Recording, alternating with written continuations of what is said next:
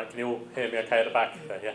I think the most interesting comment I've heard tonight is David's assertion that transport consultants aren't real people, which I found quite amusing. But to be honest, I've sat there for those series of presentations, and I find it fascinating actually. And I think it's really the one thing I'd encourage people not to sort of underestimate is actually, to a certain extent, what we have already as well. We've got a lot of jewels in the crown, and I think the challenge, I think this is part of the challenge actually that Martin's laying down to us, is how do we link them better? How do we create a better overall place? Because we've got some fantastic assets, some fantastic buildings, some fantastic gateways, and how do we link them together better with better space in between?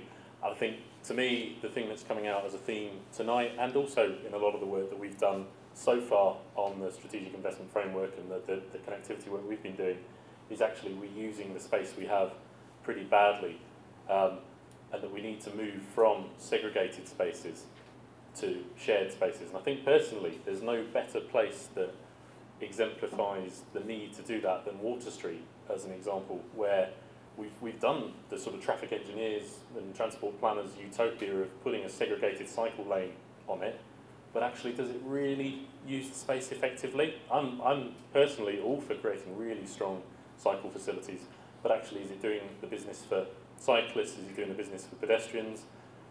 We've still got wide lanes for traffic that vehicles go down very fast, and I think that's one of the things that I take from examples like Poynton. Poynton's not Liverpool, but I think we can learn a lot from those kind of examples.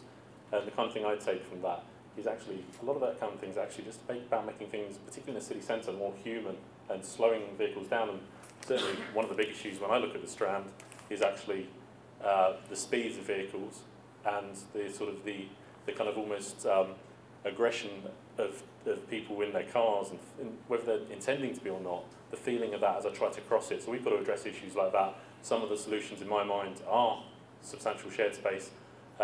Others are about the things that we've sort of, David spoke about, like sort of improving gateways to the city, and kind of, you know, the examples David uses there.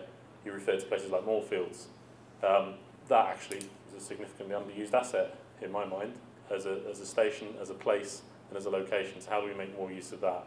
I think, you know, the important thing that that everyone's alluded to here tonight is that it's not about just pure quantitative data. It's easy as a transport consultant to look at number crunching and sort of data. That's historic. What we're looking at now is the future.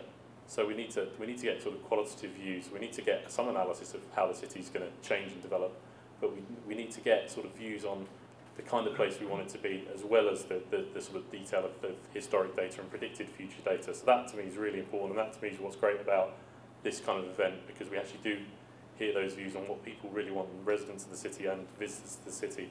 So really they're kind of the key things that I'm keen that sort of people are out there debating and talking through. Thanks. Okay.